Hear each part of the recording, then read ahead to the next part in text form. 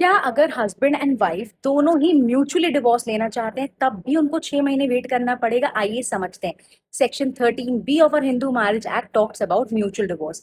वहां पर आप पहली डेट पे जाते हैं, दोनों लोग अपनी जॉइंट पिटिशन फाइल करते हैं। सेकंड मोशन होता है 6 महीने के कूलिंग ऑफ पीरियड के बाद। ये कूलिंग ऑफ पीरियड इसलिए दिया जाता है कि अगर वहां पे कोई भी पॉसिबिलिटी है कि दोनों पार्टीज आपस में रिकनसाइल कर लें, साथ होने की बात कर लें, तो ये 6 महीने का समय शायद उनको पास लाने का काम करेगा। पर 2017 के एक landmark judgment Amardeep Singh versus Harveen Kaur में सुप्रीम कोर्ट ने कहा ये जो 6 महीने का कूलिंग ऑफ पीरियड या वेटिंग पीरियड आप कह लीजिए, ये मैंडेटरी नहीं होता है। यदि किसी शादी में कोर्ट को लगता है इरिट्रीवेबल ब्रेकडाउन ऑफ मैरिज हो गया, यानी कि वो शादी अब किसी भी तरीके से सही हो ही नहीं सकती, एंड यदि पार्टीज इस कूलिंग ऑफ पीरियड में साथ रहते हैं, आगे साथ रहते हैं, तो ये दोनों के ऊपर एक तरीके की क्रूअल्टी या फिर एग्नी है।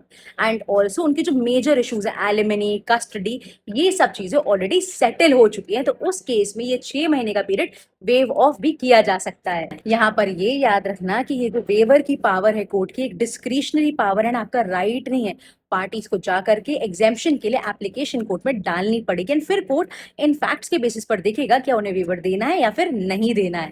2022 में Rajiv Ranjan Singh versus state of Bihar के केस में सुप्रीम कोर्ट ने इन्हीं कंडीशंस को दोबारा रीअफर्म भी करा था।